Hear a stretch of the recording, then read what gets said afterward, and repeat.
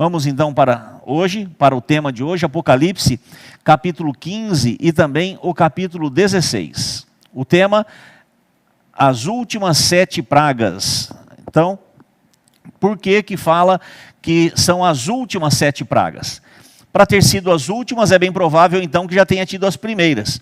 Nós vamos ver isso já já, então mostrando para vocês que Deus já usou de outros juízos para poder atrair o seu povo, para chamar a atenção do povo e também para chamar a atenção não só do seu povo, mas também de quem está fora do caminho, ok? Para que possa vir para o caminho. O texto inicial é o de Apocalipse capítulo 15. Capítulo 15 e o verso 1. Você está com a sua Bíblia já? Já pegou a sua Bíblia? Papel, caneta? Caso queira fazer alguma anotação, é importante que você tenha aí para que nós possamos, ao ir estudando, alguma dúvida, você pode anotar. Faça a sua pergunta, tanto no chat, ou pode fazer também no particular. É bem provável que você está assistindo, porque alguém está enviando o link para você.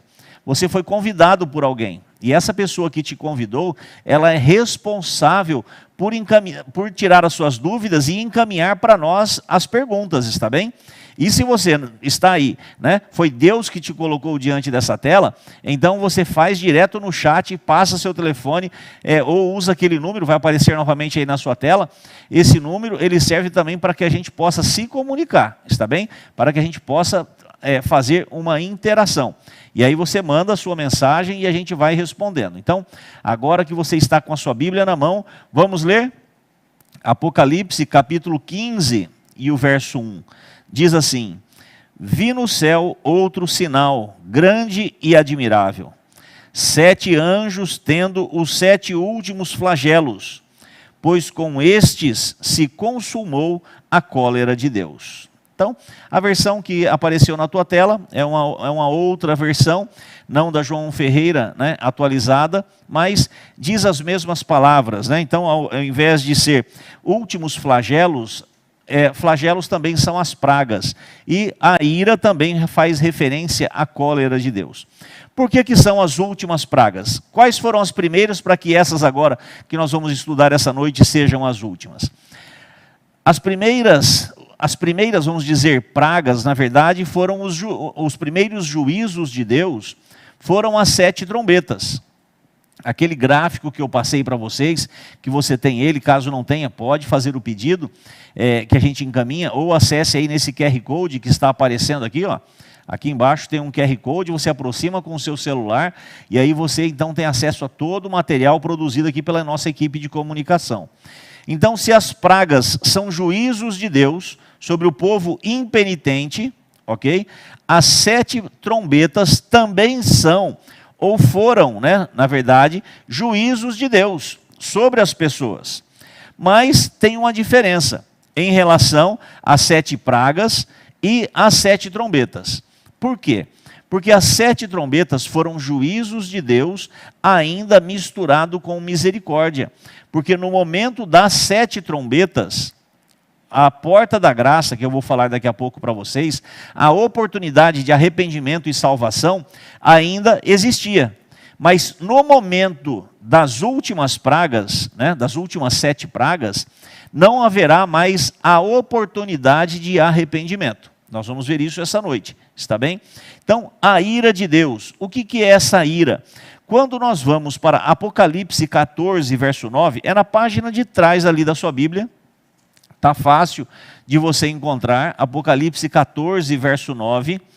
Diz assim: seguiu a estes outro anjo, o terceiro, dizendo em grande voz. É aqui as 3 mensagens angélicas, estamos lendo a terceira mensagem, que diz assim: se alguém adora a besta e a sua imagem, e recebe a sua marca na fronte ou sobre a mão, também esse beberá do vinho da cólera de Deus, preparado sem mistura do cálice da sua ira. Então, essa palavra, sem mistura, por quê? Lembra do que eu estava falando? As 7 trombetas, eram juízos de Deus, mas também havia misericórdia. Deus também era uma forma de Deus chamar o povo para o arrependimento. Já as pragas, ela é a cólera de Deus, é a taça da ira de Deus, sem mistura. Ou seja, é somente o juízo. Não haverá mais momento de arrependimento. Por quê? Olha só, Apocalipse 15, verso 6 e verso 8 vai nos explicar o que deve acontecer nesse momento. Acompanha comigo, 15, versos 6 e 8. E os 7 anjos que tinham os 7 flagelos saíram do santuário. Então, está ali já essa primeira frase. Vamos para o verso 8, ali embaixo. E o santuário se encheu de fumaça pela glória de Deus e pelo seu poder. E ninguém podia entrar no santuário, enquanto não se consumassem as 7 pragas dos 7 anjos. Então, vamos entender. Aqui esse texto do verso 8 diz que o santuário ele estava cheio de fumaça, que ninguém podia entrar, ou seja, não tinha ninguém dentro do santuário. O santuário estava vazio e ninguém podia entrar até que as pragas se consumassem, até que as 7 pragas se consumassem. E isso tudo aconteceu dentro do santuário. O verso 6 diz que os anjos saíram do santuário. Lembra o que existe dentro do santuário que nós vimos quando João, lá atrás nós estudamos, ele viu uma porta aberta e ele olhou e ele viu o trono de Deus. Então, são juízos de Deus contra o povo, agora impenitente, aquelas pessoas que não se arrependeram. E de acordo com o que nós lemos lá em Apocalipse 14, verso 9, as pragas elas caem sobre as pessoas que receberam a marca da besta. A marca da besta é colocada tanto na testa como também na palma da mão direita. É literal? Não, não é literal. Lembrando que a maior parte, ou praticamente todo o livro, ele é simbólico. Então, quando fala que a marca da besta vai ser colocada na testa, é porque aqui está a nossa mente, aqui está o nosso consciente, aqui está o local das nossas decisões. Então, ninguém vai receber a marca da besta inconscientemente. A pessoa terá escolhido estar do lado da besta. E que recebe nas mãos, a mão significa as obras, né? As suas atitudes. Então, por isso que fala que a marca é colocada na mão e na testa. Então, a pessoa, ela decide de forma consciente e também pelas suas ações ter a marca da besta. E aí, então, agora as pragas caem sobre essas pessoas que já foram seladas com a marca da besta, porque o outro selo, o selo de Deus, também já foi colocado sobre os santos. E essa praga, quando as pragas caem, diz que não tem ninguém no santuário. Sabe o que significa isso? Não ter ninguém no santuário? Significa que o sacerdote não está lá. E o fato de não haver ninguém no santuário significa que não existe intercessão. Significa que não há mais expiação de pecado. Não existe mais possibilidade de você confessar os pecados e os seus pecados serem perdoados. É o momento onde é dito, feito está. Ou seja, o limpo agora continua limpo e o sujo vai continuar sujo na prática, né? Ali nas suas práticas erradas. Está bem? Então, esse momento em que eu chamei de fechamento da porta da graça, é o momento em que acaba a intercessão no santuário celestial.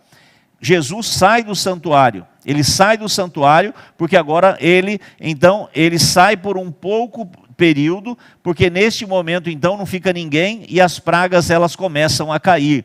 E neste momento, quando as pragas estiverem caindo e que a porta da graça, né, eu tenho usado esse termo, então a porta da graça ela se fechou.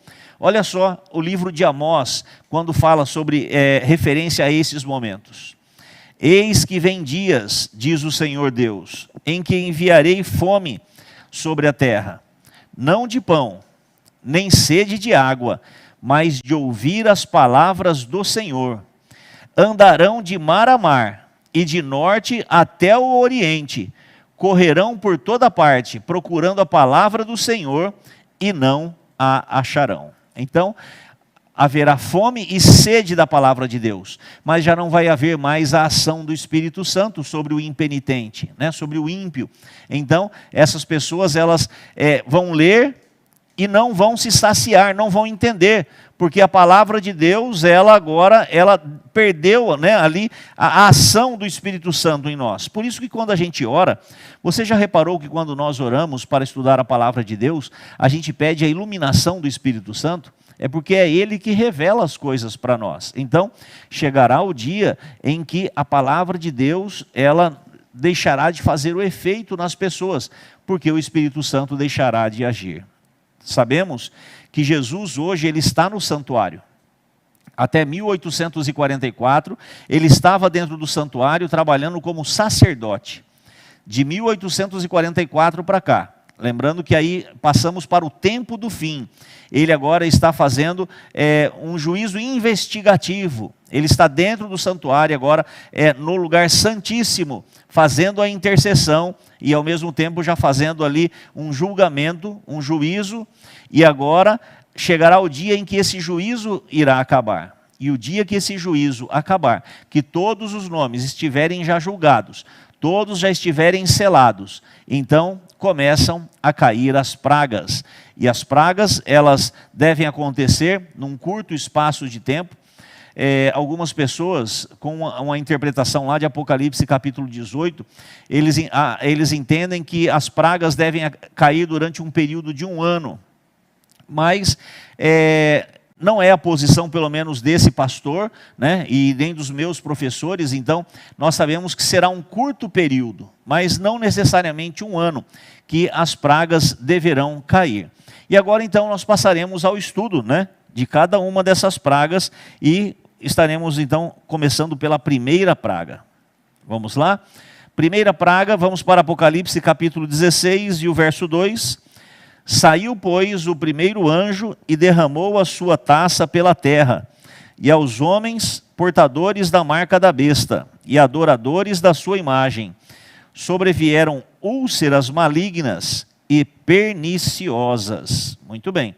Então, a primeira praga, quando ela começa a ser derramada, né, os anjos agora possuem a taça da ira de Deus, e eles derramam sobre a terra. A primeira praga é sobre aqueles que têm a marca da besta. Lembra que já lemos isso lá no verso 14, no capítulo 14, verso 9, os adoradores da sua imagem. E sobre essas pessoas caem, né, úlceras malignas e perniciosas. Então, feridas e doenças e várias outras coisas ruins, né, em relação a doenças, elas acontecem na primeira praga. A segunda praga, 16, verso 3 do Apocalipse, diz: derramou o segundo a sua taça no mar, e este se tornou em sangue como de morto, e morreu todo ser vivente que havia no mar. Então, a segunda praga, ela é derramada no mar, e aqui tem uma frase muito forte, que, sendo bem sincero para você, aquilo que a gente sabe, a gente fala. O que a gente não sabe, a gente não fala. E aquilo que a gente tem dúvida, eu vou comentar, mas também não sei te dizer exatamente em relação... Porque aqui diz assim, ó, morreu todo ser vivente que havia no mar. Então, todo significaria uma totalidade, que toda a criatura que existe no mar morreria. Então, ao mesmo tempo que podemos crer que as pragas, elas não são coisas leves, mas sim já são juízos pesados de Deus, pode ser que seja totalmente literal isso, essa questão, todo, né? Mas ao mesmo tempo também, quem sabe está fazendo, né, referência apenas a uma parte, a um tipo. Então, mas o que nós sabemos, que as criaturas do mar sofrerão, porque o mar se transformará em sangue.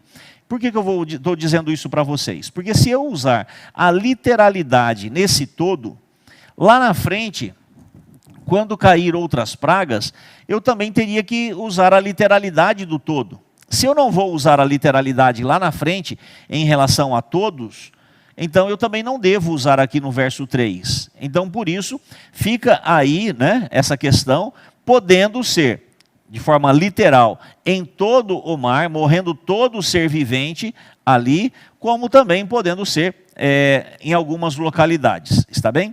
Terceira praga, então o mar em sangue, né? E aí as criaturas do mar devem realmente sofrer.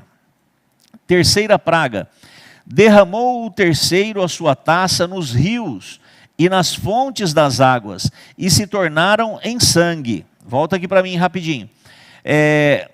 Qual a diferença? A segunda praga, ela é derramada no mar. Então, o mar é água salgada, são outros tipos de criaturas, mas agora, na terceira praga, a humanidade, ela sofre e sofre muito, porque ela é derramada nos rios e nas fontes das águas.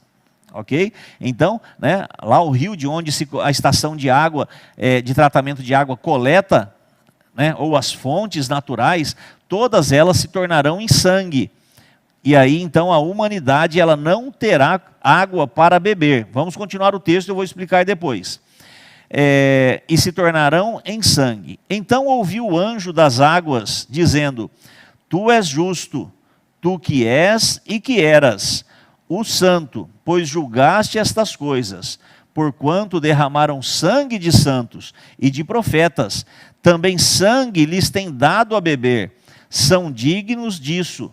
Ouvi do altar que se dizia certamente: Ó Senhor Deus Todo-Poderoso, verdadeiros e justos são os teus juízos. Então, queridos, quando lá no livro de Isaías, e em outros livros também do Antigo Testamento, existem algumas promessas que diz que o teu pão e a tua água será certa, isso também significa que, e o próprio livro também, o Salmo 91, quando fala que 1000 cairão ao teu lado, 10.000 à tua direita, e tu não serás atingido, é um salmo também profético, mostrando que o justo, aquele que foi selado com o selo de Deus, ele não receberá o efeito dessa praga. Ele vai sofrer, porque a gente vive no meio das pessoas, o ímpio do nosso lado não vai ter água para beber, e a sua água vai estar limpa, e ele vai querer beber da sua água, e de repente a água, quando sai da tua mão, vai para a mão dele, se torna sangue. E você vai ver pessoas, vizinhos, familiares, pessoas que você ama, sofrendo. E por que esse juízo agora? É interessante que ele diz assim, derramaram sangue de santos, e agora é dado esse sangue para vocês beberem. Lembra, lá em Apocalipse capítulo 6, verso 9, quando vinha uma pergunta, se você olhar dentro aqui da própria praga, o verso 7, só o início do verso 7, diz assim: ouvi do altar que dizia. Então, fazendo referência a um altar, e esse altar dizia, vinha do altar. Voltamos para Apocalipse capítulo 6, verso 9 e 10. Lembra, aquela de forma simbólica, os santos, né, os mártires que clamavam, né, o sangue deles clamava debaixo do altar e diziam: Senhor, até quando nós vamos continuar sofrendo? E os ímpios vão continuar matando, sacrificando, perseguindo, até quando, Senhor? E aí Deus responde para eles: calma, né? Vocês vão receber uma vestidura branca, descansa, porque no tempo exato, todos vão receber ali o seu galardão, todos vão receber o seu pagamento, ok? Então agora vem o pagamento do ímpio na terceira praga. E ele que derramou o sangue dos santos, ele que perseguiu os santos, agora ele bebe deste sangue também. Então essa é a terceira praga, né? Algo realmente terrível. Então, fontes e rios se tornam em sangue, e aí toda criatura sofre então com essa praga. Lembrando aí, né, desde a morte de Jesus Cristo a todos os mártires que foram aí, né, mortos e martirizados e sofreram na mão dos ímpios, agora são julgados também. Vem a quarta praga. Vamos ler verso 8 e verso 9. O quarto anjo derramou a sua taça sobre o sol, e foi-lhe dado queimar os homens com fogo. Com efeito, os homens se queimaram com o intenso calor, e blasfemaram o nome de Deus, que tem autoridade sobre estes flagelos, e nem se arrependeram para lhe darem glória. Então, esse texto aqui é um daqueles que eu disse sobre a questão da literalidade. Algumas pessoas eu já vi usando, né, todos os pontos de forma literal. Eu entendo que até a quarta praga, todas as pragas, né, todos os flagelos, eles são literais. Então, as feridas, o mar que se torna em sangue, os rios e as fontes que se tornam sangue, a quarta praga, que é o aquecimento do sol. Até aqui eu entendo que tudo isso é literal, mas não atingindo todos, ok? A ponto, aqui diz que as pessoas elas vão se queimar, né? E vão morrer com esse calor desse sol.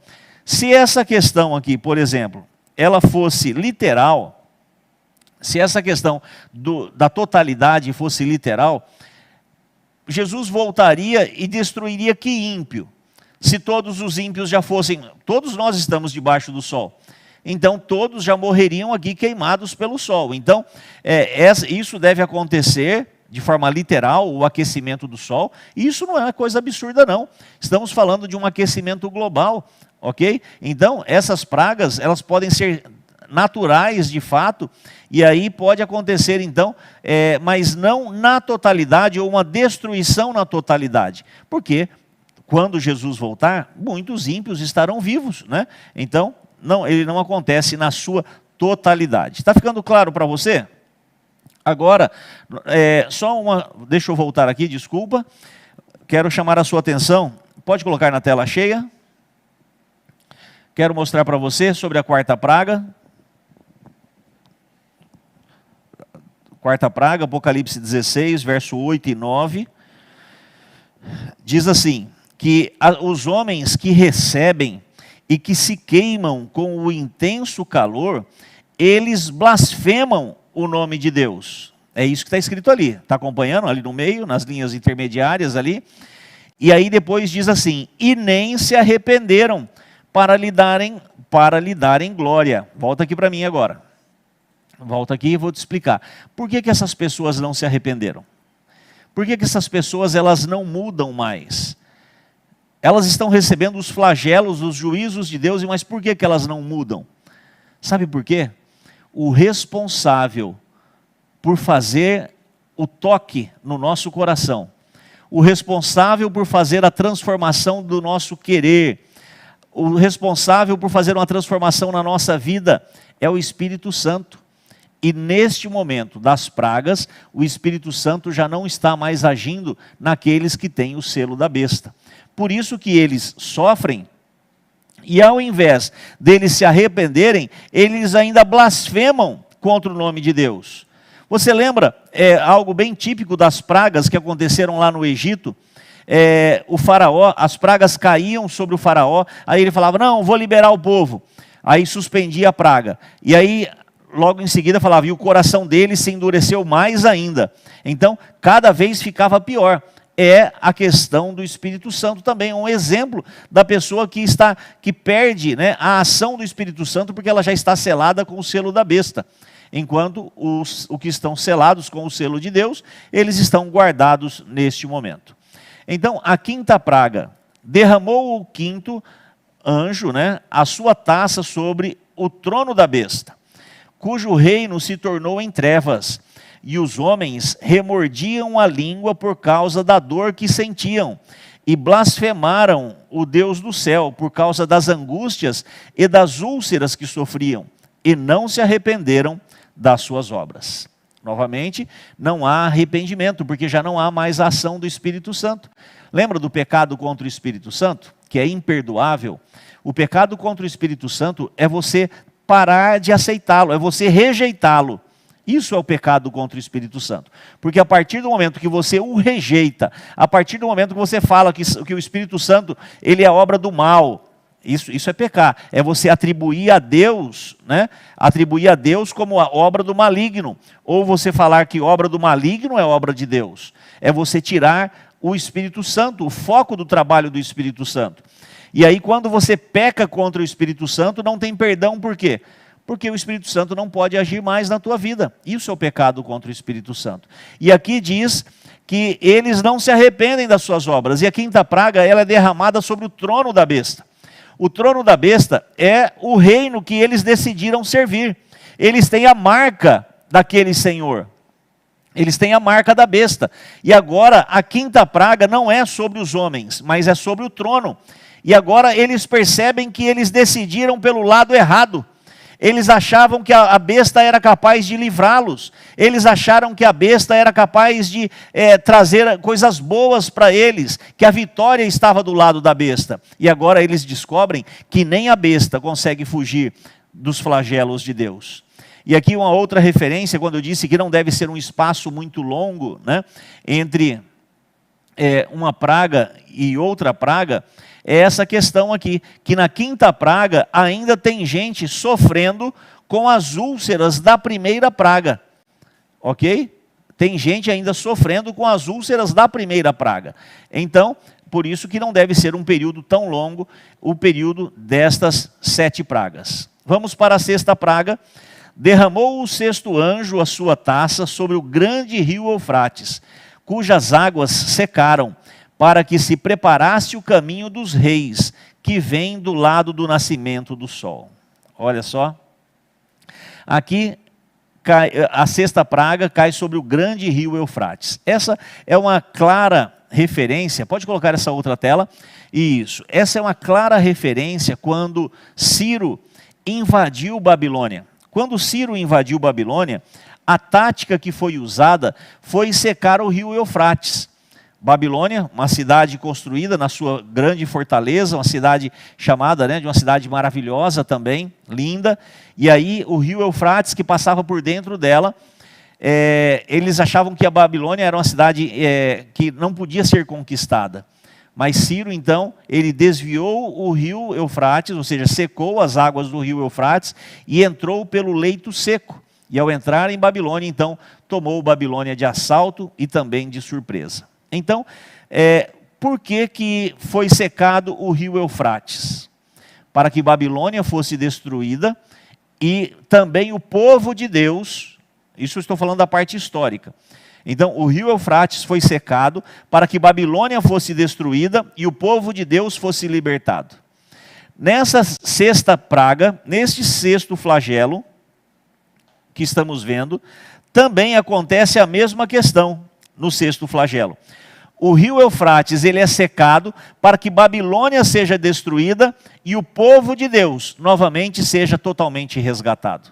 Ok? Então, da mesma forma que aconteceu no passado, acontecerá novamente.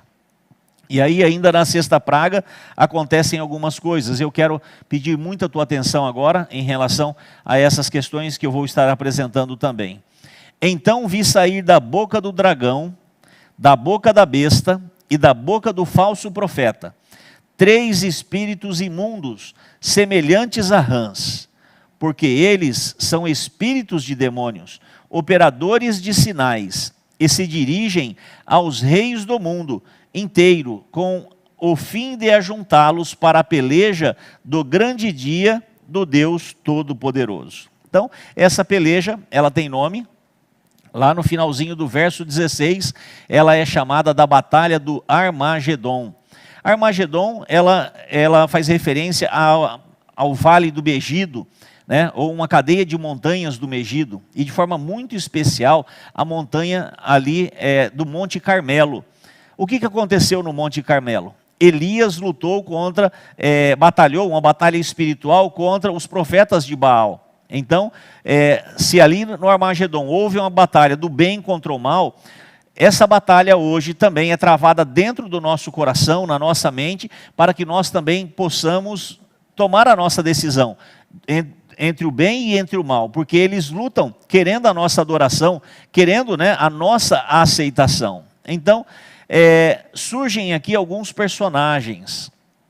Lembra que eu falei para vocês que Satanás sempre tenta copiar a Deus em várias coisas? Deixa eu mostrar algumas coisas para que você possa ver o quanto ele joga sujo, o quanto ele realmente tenta enganar as pessoas, mas ele não tenta enganar, por exemplo, mostrando algo totalmente diferente. Ele mostra algo parecido, não perfeito, mas parecido. Por exemplo, a Trindade, Deus Pai, Filho e Espírito Santo. Ele também copiou. Nós vamos ver, já até lemos aqui, quando fala esse texto aqui, ó, do verso 13, então vi sair da boca do dragão, da boca da besta e da boca do falso profeta. Então, se Deus tem a trindade, Deus Pai, Filho e Espírito Santo, Satanás também tem a sua trindade. Se o número 7 simboliza a perfeição, que aí Deus Pai é perfeito, Deus Filho e Deus Espírito Santo todos são perfeitos, chegamos ao número 777, Satanás tem o número 666. Se Deus tem 3 anjos, que é Apocalipse capítulo 14, com 3 mensagens angélicas. A primeira dela, temei a Deus e dai-lhe glória, porque é chegada a hora do seu juízo, e adorai aquele que fez o céu e a terra e o mar e as fontes das águas. A segunda é, caiu, caiu Babilônia, que tem dado a beber a todas as nações. A terceira mensagem angélica, se alguém adora a besta e a sua imagem, recebe na fronte e na sua fronte ou sobre a mão, este beberá do vinho da cólera de Deus, preparado sem mistura do cálice da sua ira. Então, Deus existe a trindade, existe, né, ali o número perfeito de Deus, os 3 anjos, e existe o selo de Deus. Mas Satanás, ele trabalha para fazer, né, a contrafação. A trindade contrafeita, como eu falei para vocês agora há pouco, é o dragão imitando Deus o Pai, a besta do mar imitando Deus o Filho, e a besta da terra imitando o Espírito Santo. Se é 7 para cada um, em relação à divindade, em relação a Satanás é 666, porque é tudo imperfeito, significa a imperfeição da criatura ou a imperfeição do homem. Se Deus tem 3 mensagens angélicas, Satanás tem 3 espíritos com 3 mensagens. Pastor, mas aonde que o senhor viu essa questão de 3 espíritos? Nós acabamos de ler aqui na sexta praga, quando fala que saiu da boca deles 3 espíritos imundos semelhantes a rãs. Então, existem 3 espíritos com 3 mensagens. Já vou mostrar quais são essas mensagens. Existe o selo de Deus, que é o sábado. Também existe o selo da besta. Entendeu? Tudo o que Deus fez, Satanás, ele tenta copiar. E aí ele vai ali e tenta fazer algo parecido. Tudo ele vai tentando atrapalhar. Você é uma criatura de Deus, meu irmão. Só que hoje nós somos criados à imagem e à semelhança de Deus. Mas hoje nós temos dessemelhança de Deus. O pecado, ou 6.000 anos mais de pecado, tem feito com que a raça humana ela se degenere a cada dia. E aquilo que parecia com Deus em nós, cada dia parece menos. Símbolos maravilhosos de aliança, por exemplo, o arco-íris, criado por Deus, símbolo da aliança lá com Noé. Hoje o arco-íris, você sabe o que significa? A gente dentro da igreja, ou em casa, ou na escola com as crianças, a gente evita de usar, porque o arco-íris tem uma outra conexão, simboliza outra coisa hoje. Então, Satanás, ele pega aquilo que Deus fez, ele vai mudando e transformando, né? Fazendo ali, trazendo para si. Queridos, eu falei das 3 mensagens angélicas, não é isso? Satanás também tem as suas mensagens, ok? Se existem mensagens angélicas, existem as mensagens diabólicas. Quais são essas mensagens? É a imortalidade, ok? Ou seja, você quando morre, você desencarna, né? E você pode ir evoluindo, ou você incorpora em outra pessoa, e assim vai. Existe toda uma crença sobre a imortalidade, e isso é diabólico. Existe o assunto chamado evolucionismo, também é diabólico, porque é totalmente contra a Bíblia. Eu creio em Gênesis capítulo 1, que diz, no princípio criou Deus os céus e a terra.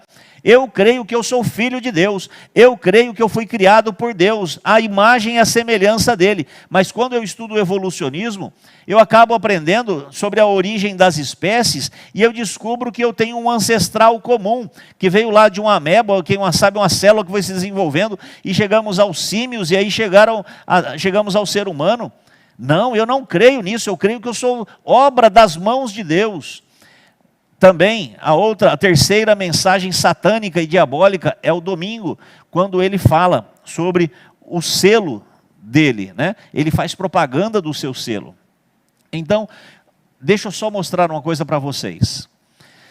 Nós estudamos esses dias atrás, talvez você não vai se lembrar, mas nós estudamos que de 538 a 1798, uma igreja, ela dominou, né, com o poder católico papal, Roma papal dominou, e vivenciamos o período da Idade Escura, né, a Idade Média, e o povo cristão foi perseguido. No tempo do fim, o livrinho, lembra o livrinho? Que o livrinho, primeiro foi doce, depois ele foi amargo, mas que a partir daquele momento as pessoas começaram a estudar a palavra de Deus. Então, a partir do tempo do fim, depois de 1798, lembra que nós estudamos também, e aí surgiram as casas, as sociedades bíblicas que imprimiram muitas Bíblias e isso se espalhou? Naquele momento houve um fervor, ok? Em busca da palavra de Deus. E naquele tempo, naquele período, Deus levantou um povo. Não é que é só esse povo que vai para o céu, não. Nunca falei isso e não estou falando isso. Mas Deus levantou a Igreja Adventista a partir de 1844, porque ele tinha um povo para pregar as 3 mensagens angélicas. E é isso que eu estou fazendo aqui. Você pode achar que não, mas a minha mensagem de toda noite é: temei a Deus e dai-lhe glória, porque é chegada a hora do seu juízo. Eu tenho falado disso, eu tenho falado da besta, que quem tem a marca da besta vai realmente sofrer, ok? Então, nós como adventistas temos uma obrigação de pregarmos as mensagens angélicas. Mas no mesmo tempo que Deus levantou o seu povo, Satanás também formou os seus. Você acredita nisso? A teoria da seleção natural das espécies começou a ser desenvolvida a partir de 1838. Deus levantando o seu povo e Satanás levantando o povo dele. As irmãs Fox, de onde surgiu o espiritismo moderno, ok? Se bem que em 1844, 4 anos antes, em Davenport, houve também outro movimento também do espiritismo, né? Com poltergeist, manifestação espírita, objetos voando. Depois veio a psicografia, aonde se colocava um papel em branco e um lápis e mensagens eram escritas. E aí as irmãs Fox vieram e elas sistematizaram essa questão do espiritismo em falar com os mortos. Olha a época. Enquanto Deus levantava um povo para pregar, Satanás levantava também um povo, ok? Com as mensagens diabólicas, tanto o evolucionismo como também o espiritismo. E também, a partir de 1838, algumas seitas começaram a surgir. E estas seitas negam a Cristo. Temos alguns irmãos que andam de gravata, geralmente é escrito Elder, alguma coisa, é o nome dele, os Mormons. E neste momento eu não estou falando de nenhuma pessoa que seja Mormon, eu estou falando da instituição. Então a minha fala não é contra pessoas, mas é contra a instituição e a mensagem.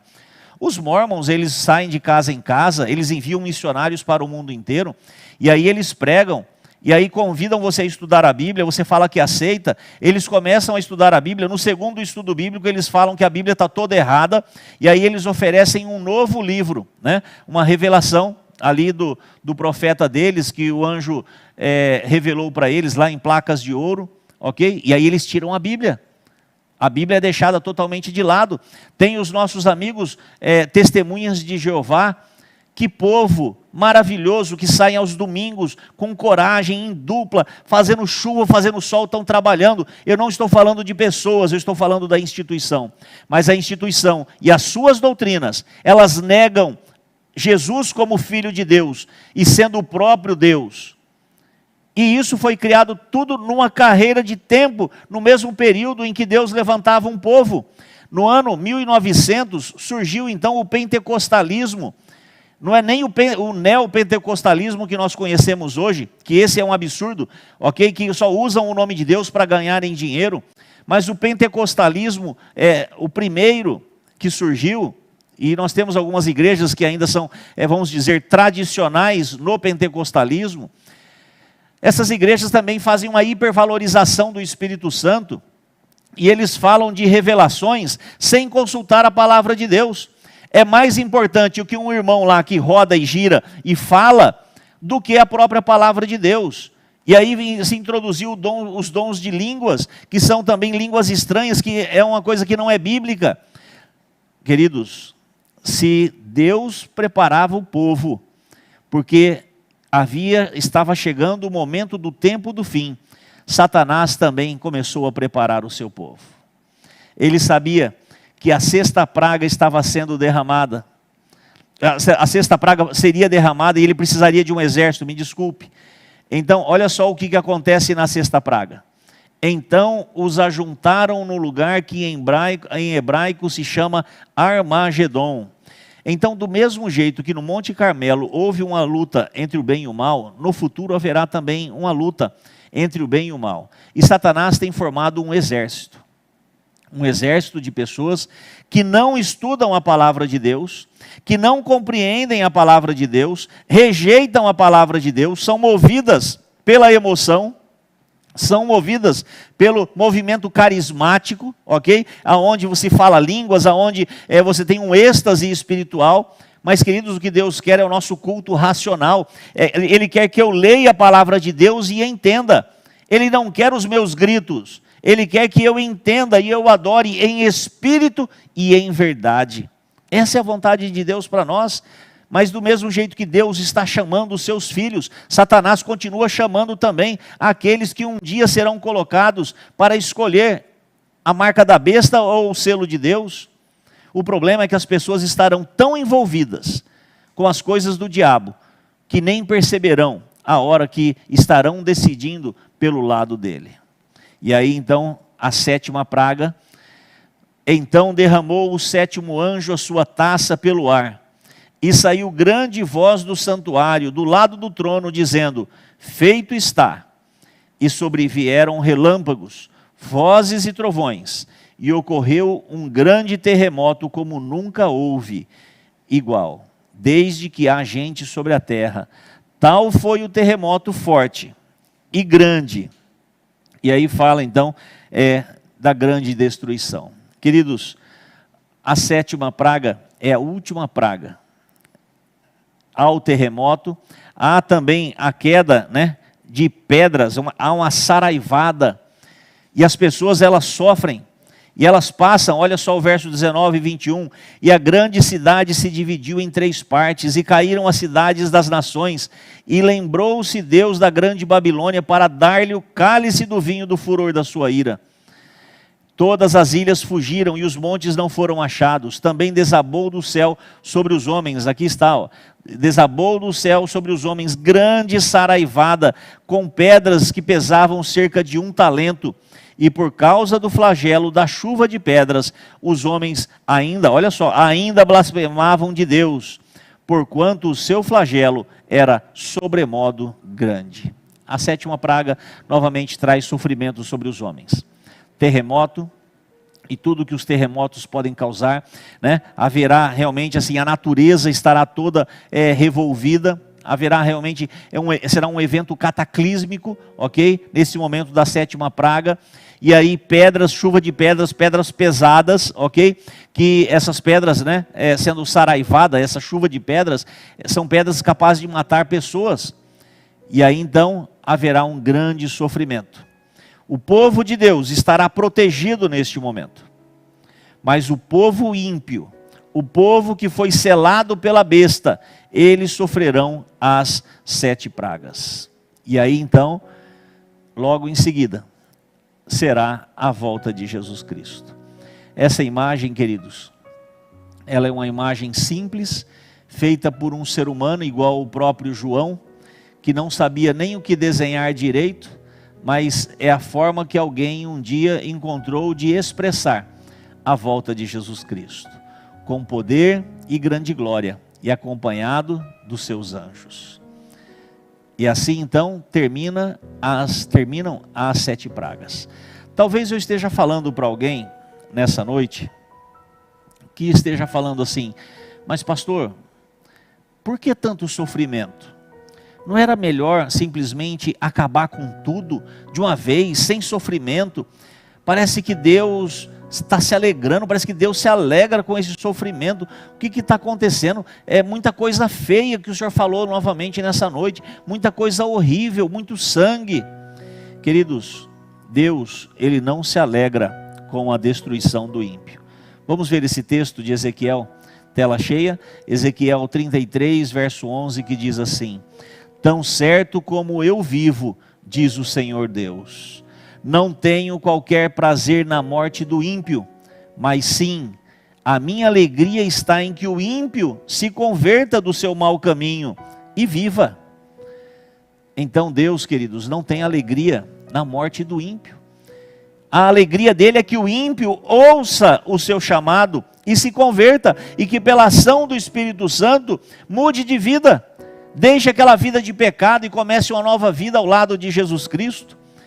A Bíblia fala que o processo, ele começa a aceitação de Jesus Cristo, e depois que você aceitou Jesus Cristo, vem o batismo. Se eu estou falando para alguém que Deus está chamando, que Deus está tocando, que está falando, filho, eu quero ser o seu pastor, não sou eu chamando você para eu ser o seu pastor, é Deus chamando você para fazer parte do rebanho de Deus, falando, filho, deixa eu ser o seu pastor. O Salmo 23 diz, o Senhor é o meu pastor e nada me faltará. Deus quer prover todas as coisas para você, inclusive o livramento durante as 7 pragas. Deus, Ele está chamando o ímpio, o pecador, para que se converta, que seja batizado e que siga uma vida ao lado de Jesus Cristo. Deus, Ele não tem prazer na morte do ímpio.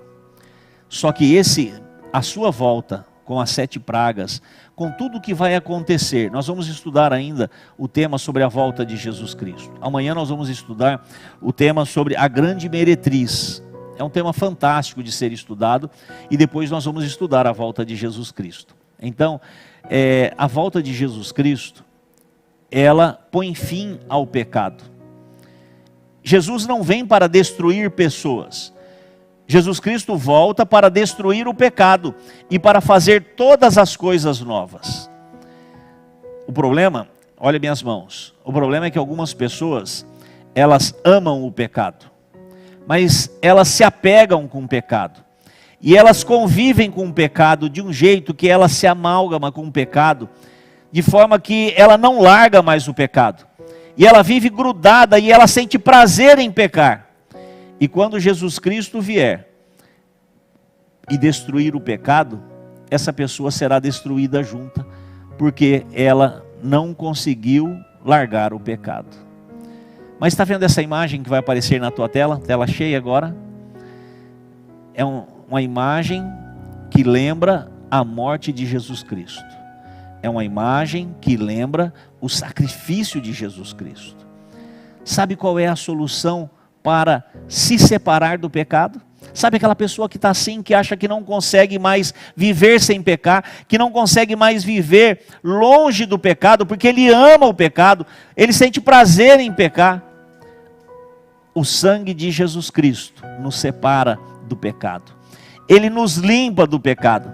Ele nos tira dessa condição de pecador. E a Bíblia é fantástica quando ela fala que Deus, além de tirar os nossos pecados, Ele lança nas profundezas do mar e não se lembra mais.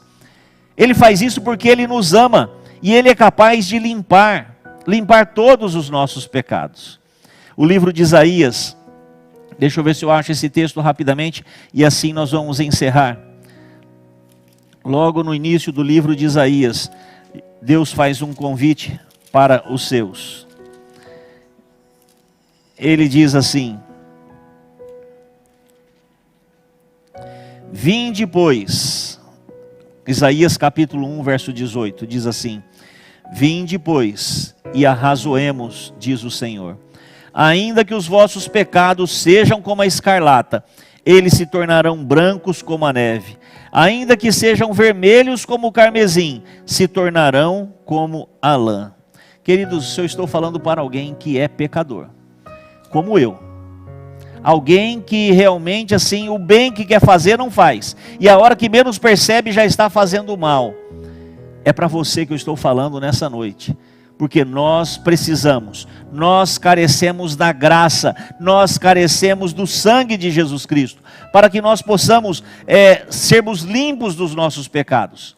E mesmo que eu esteja falando para alguém que fala, não pastor, eu sou pecador demais. Queridos, Jesus Cristo, a especialidade dele é nos lavar, é nos limpar, é nos purificar. Não existe distância, não existe lugar que você possa fugir do amor de Deus. Ele pode te alcançar. Não existe pecado que hoje possa te separar de Deus. Ah, pastor, mas eu acho que eu já pequei contra o Espírito Santo. Meu irmão, se hoje e se nessa noite você está sentindo no coração o desejo de se entregar novamente, sabe o que isso significa? Que o Espírito Santo ainda está agindo na tua vida. Significa que ainda a porta da graça está aberta e Deus ainda está chamando as pessoas, Ele te chama novamente.